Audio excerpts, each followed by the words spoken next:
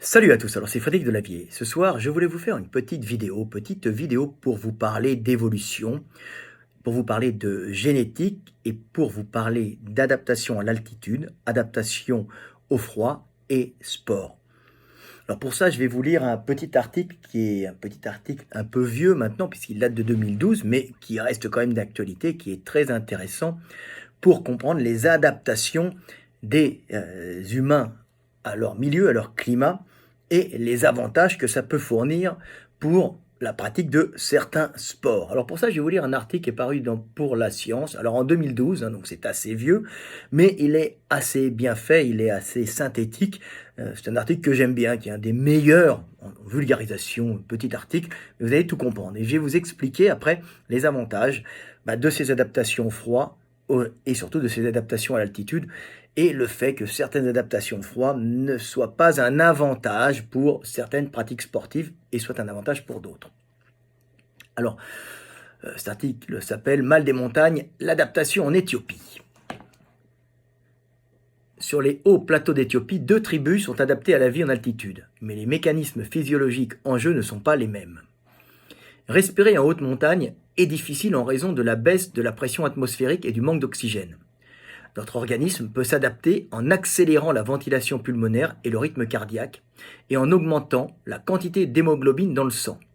Certains peuples, tels que les Tibétains, les Andins et certaines tribus d'Éthiopie, vivent en permanence à plusieurs milliers de mètres d'altitude, mais leurs adaptations physiologiques au manque d'oxygène n'est pas la même.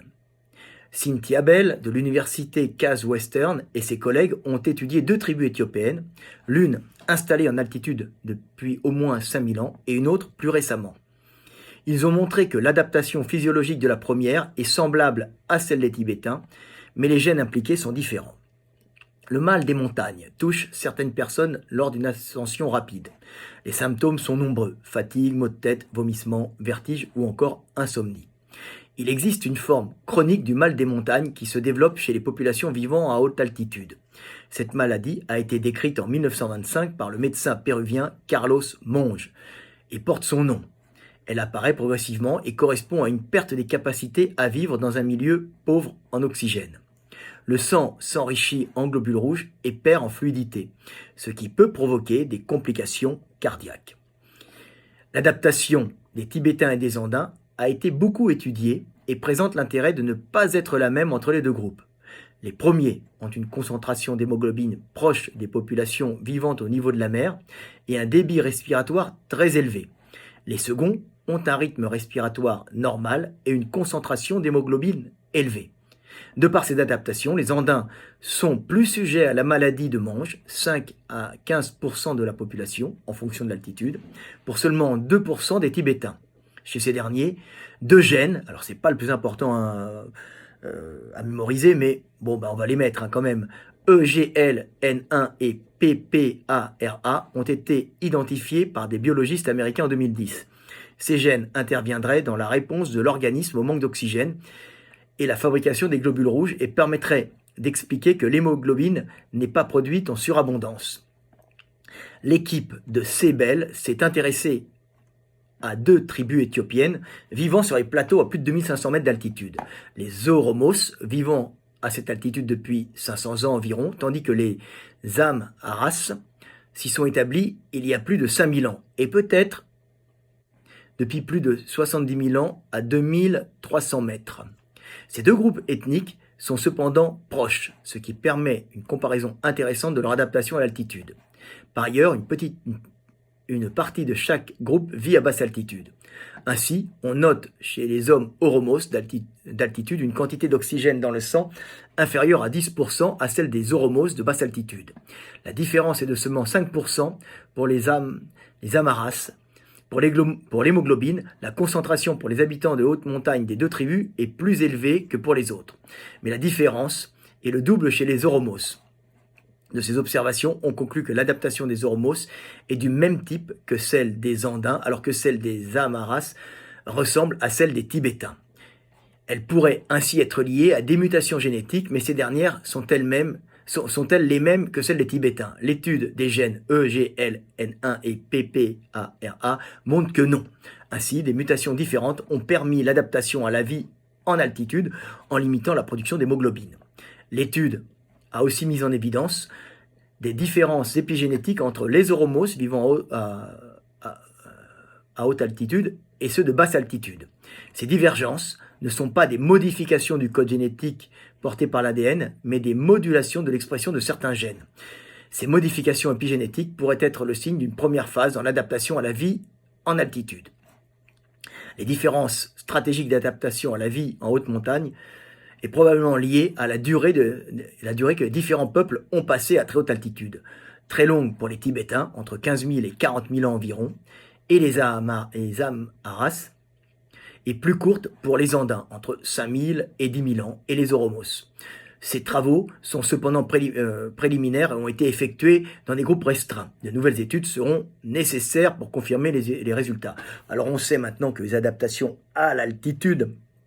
des Tibétains sont encore plus vieilles que 40 000 ans, puisque les ancêtres qui vivaient là-bas, alors je crois que c'est Denisova, je me souviens plus, Denisova, je me souviens plus, une espèce très très ancienne, on a retrouvé les mêmes caractéristiques génétiques que les Tibétains, mais visiblement, ce que les généticiens n'ont pas forcément compris, c'est que c'était peut-être des gènes d'adaptation au froid, puisque en accélérant le rythme cardiaque, on peut, sur certains gènes, visiblement, ils accélèrent, la cage thoracique est plus grosse, on accélère le rythme cardiaque, ça permet en fin de compte d'accélérer le métabolisme pour produire avec de gros muscles de la chaleur, en respirant beaucoup, puisque les poumons, l'oxygène c'est le comburant du carbone utilisé dans la combustion pour produire de l'énergie, pour produire la contraction musculaire qui va produire bien sûr de la chaleur, puisque 30% à peu près c'est du mouvement, quand vous avez la production d'énergie, l'énergie est utilisée, la contraction musculaire c'est 30% de mouvement, 70% de chaleur fondamentale quand on vit dans un milieu glaciaire, comme les ancêtres des Tibétains, qui étaient pas forcément en hauteur mais en bas, donc il y avait besoin de produire de la chaleur, donc le fait d'avoir des poumons qui pompent rapidement et un rythme cardiaque plus rapide, sans forcément avoir beaucoup plus de globules rouges, c'est beaucoup plus, donc il ne va pas être étourdi, c'est beaucoup plus efficace pour produire de la chaleur et ne pas, en fin de compte, geler et ne pas avoir de refroidissement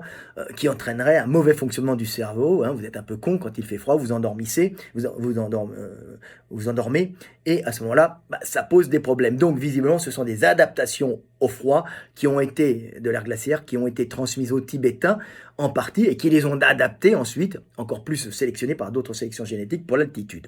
Alors, on voit bien qu'il y a deux sélections,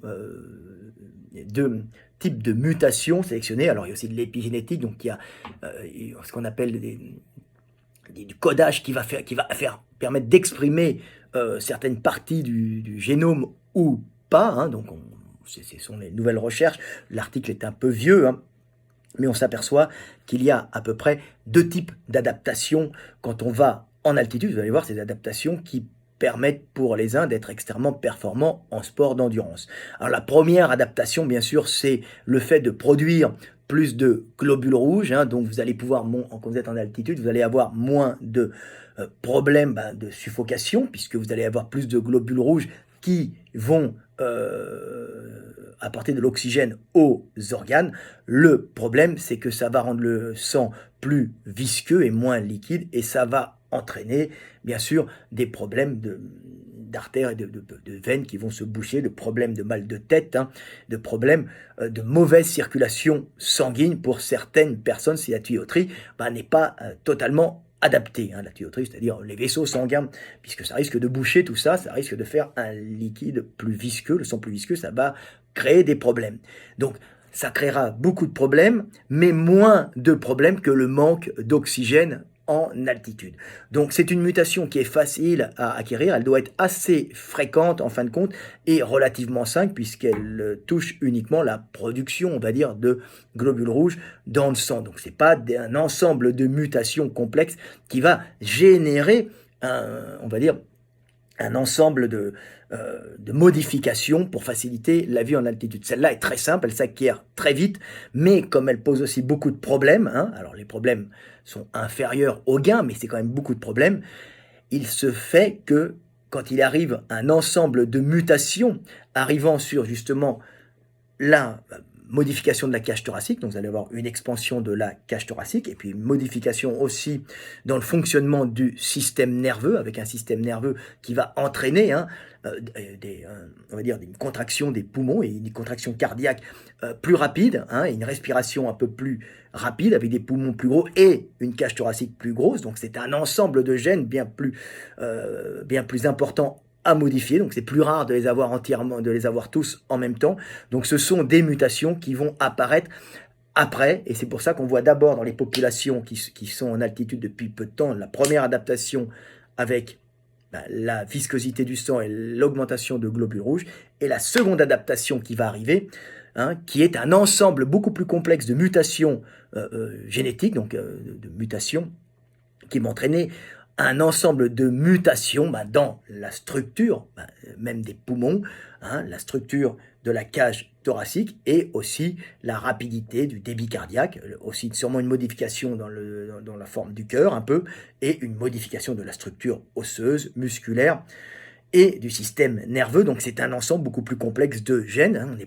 Ça met beaucoup plus de temps à se sélectionner parce que si vous n'en avez qu'un, c'est pas valable. Deux, c'est peut-être valable. Et après vient le troisième. Mais ça passe, ce sont des mutations beaucoup plus longues à acquérir pour qu'elles soient efficaces que la première mutation sur l'augmentation de l'hémoglobine. Bien sûr, quand cet ensemble de mutations est acquise par la population, ça commence par un individu, deux qui le transmet, à ce moment-là, la mutation augmentant la quantité d'hémoglobine et rendant quand même le sang plus visqueux, va disparaître au profit justement de ces mutations, et sûrement va arriver ensuite la mutation, qui va réduire justement la quantité d'hémoglobine dans le sang. Donc une mutation qui rendra la quantité d'hémoglobine quasiment aussi quantité égale aux individus vivant au niveau de la mer, ou un peu plus on va dire. Donc voilà, vous voyez que donc il y a deux adaptations, et plus les individus sont en altitude depuis longtemps, plus ils vont générer ces ensembles de mutations génétiques, entraînant justement une déviscosité, c'est-à-dire entraînant la liquéfaction, la reliquéfaction du sang, mais compensée par justement un débit cardiaque plus important, avec des pulsations cardiaques plus importantes, plus rapides, et une respiration plus rapide, avec sûrement une cage thoracique et des poumons plus gros, comme on peut les voir bien sûr chez les Tibétains et les Andins. Quand vous voyez leur taille, leur cage thoracique, c'est bien développé. Alors, le problème, c'est que les Éthiopiens, on les voit souvent gagner dans les compétitions de course de fond, sur longue distance, parce qu'ils sont adaptés, ils ne sont pas très volumineux, et ils ont une très très bonne capacité respiratoire, un débit cardiaque et en fin de compte une capacité à oxygéner ce corps sur de longues distances qui les rend redoutables. Mais ça les rend aussi redoutables parce qu'ils ne vivent pas, même s'ils vivent en altitude, ils ne vivent pas dans un milieu aussi froid que les Tibétains ou que les Andins, puisque les hauts plateaux éthiopiens sont au niveau équatorial, donc baignés de lumière, de chaleur, et déjà plus chaud, même s'il y a des hivers relativement froids, et la nuit, ça peut descendre à zéro. Mais le climat est quand même beaucoup plus chaud, et ainsi, les Éthiopiens ont conservé les adaptations au chaud des Africains, c'est-à-dire la peau noire, mais ça ne va pas vous aider pour courir, mais bien sûr, tout ce système de récupération énergétique dans les tendons, pour éviter de monter en surchauffe, puisque des fois il fait chaud en Éthiopie, même au niveau des hauts plateaux, en pleine journée, quand le soleil tape, ça fait chaud. Donc les individus vont être assez fins, longilignes, avec donc assez fins, longilignes. Ils auront sûrement une cage thoracique un peu plus grande, je pense, avec ce système cardiaque, mais il reste avec des mollets très fins, très tendineux, et un groupe musculaire, c'est-à-dire le bloc moteur plutôt monté vers les fesses, et pour éviter en fin de compte la surchauffe, puisque ce sont quand même des populations africaines mais vivant en altitude. Donc ils n'ont pas ces adaptations au froid que l'on va retrouver chez les Andins et chez les Tibétains, qui vont bien sûr les empêcher d'être performants dans les courses de fond, puisque le problème de l'adaptation au froid, c'est qu'elle va générer par un rétrécissement du calcanéum, des leviers, de gros muscles peu efficaces pour le développement, pour le déplacement, donc ils vont consommer beaucoup d'énergie pour le déplacement, qui vont être très musculaires, donc des jambes courtes pour, en fin de compte, maintenir la chaleur, et un gros buste, avec de gros viscères pleins remplis de gras, un abdomen rempli de gras, de gros mollets qui vont permettre en fin de compte des déplacements avec de gros quadriceps et pas un bloc moteur monté au niveau des fesses comme chez les Africains, comme chez d'ailleurs les Éthiopiens qui sont adaptés à l'altitude mais qui ont conservé ces adaptations au chaud. Donc les Tibétains vont générer des adaptations au froid avec de gros mollets, calcanéum court, pieds cambrés, quadriceps volumineux vers le bas et fesses plates, puisqu'ils vont se déplacer essentiellement au quadriceps mollets dans leur marche, permettant de produire de la chaleur dans le bas du corps et en fin de compte de remonter cette chaleur par la circulation sur tout le corps quand ils se déplaceront, mais aussi d'éviter aux pieds de geler. Et ces adaptations sont très anciennes et elles ne permettent pas de faire de grands sprinters puisque de gros muscles sur le bas des jambes, des membres inférieurs, ça fait comme des lestes de cheville et ça empêche d'être super performant dans les courses puisque vous allez vous courir avec des lestes au niveau des jambes, donc vous êtes déjà ralenti et vous serez moins rapide que les individus africains avec leurs jambes plus longues et plus tendineuses pour courir en récupération d'énergie dans tous ces tendons et éviter en fin de compte de monter en surchauffe pour protéger le cerveau et l'organisme de la surchauffe et les organes vitaux. Donc c'est très intéressant de comprendre que si les Tibétains et les Éthiopiens des hauts plateaux ont les mêmes, on va dire, caractéristiques d'adaptation à l'altitude, les uns seront des champions de course de fond, les autres ne pourront pas courir très longtemps, vu que les adaptations au froid leur ont raccourci les jambes, les rendant beaucoup moins performants pour la course de fond, tout simplement. Alors, je m'étais un peu opposé au professeur en anthropologie génétique du Musée de l'Homme, qui s'appelle Evelyn Ayer, qui s'était un peu moqué de moi en disant oui, alors bientôt nous aurons les Tibétains en course de fond. J'étais allé dans une conférence où ils essayaient de montrer avec des fonds d'État que tout le monde était pareil. Il y avait d'ailleurs Lilian Thuram qui disait que, en fin de compte, les différences de performance entre individus, c'était lié avant tout à la culture, au non-accès aux infrastructures et à la culture qui fait que les gens ne faisaient pas de sport et non à la génétique et qu'il n'y avait pas de différence particulière génétique à l'époque entre noirs, blancs, chinois et autres, ce qui est une aberration parce que ces gens n'ont pas compris que avoir des différences morphologiques, génétique n'entraîne pas une supériorité ou une infériorité des individus, mais simplement des variations adaptatives à des milieux différents qui font que les gens sont plus ou moins performants dans certains sports. Donc elle avait commencé à se moquer de moi, de oui, alors bientôt les Tibétains vont aussi devenir des champions de course de fond. Et j'ai dit non madame, ce n'est pas possible parce qu'ils ont des adaptations au froid. Et là, elle s'était moquée de moi en n'ayant pas compris que les adaptations au froid étaient quelque chose d'essentiel en fin de compte dans la performance sportive puisque ces adaptations au froid vont générer chez certains des membres trop courts et trop longs pour en faire de grands sprinteurs, même si par ailleurs ça peut les avantager, par exemple en haltérophilie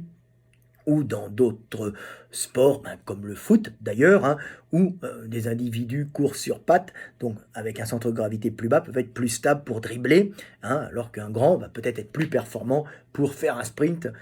du milieu de terrain jusqu'au but, ou de l'arrière jusqu'au but, et envoyer justement le ballon dans la cage. Donc des types de joueurs différents, avec des morphologies différentes que les entraîneurs, qui sont pas cons, commencent à comprendre. Mais bon, c'était une professeure d'anthropologie génétique qui par ailleurs est excellente, mais malheureusement qui n'a pas de vision globale, puisqu'ils sont en général trop dans leur domaine, et puis comme ils reçoivent de l'argent d'État pour tout simplement dire que tout le monde est identique et qu'en fin de compte, sous nos peaux blanches ou noires, on est pareil, ce qui est complètement faux, mais ce qui est pas une supériorité, une infériorité, mais ce qui fait qu'on a des adaptations qui sont bien plus profondes qu'une histoire de couleur. Tout ça date depuis le début de l'humanité, même avant. Donc voilà ce que je voulais dire, je voulais vous expliquer à peu près ça. C'est des histoires de génétique, d'adaptation au milieu.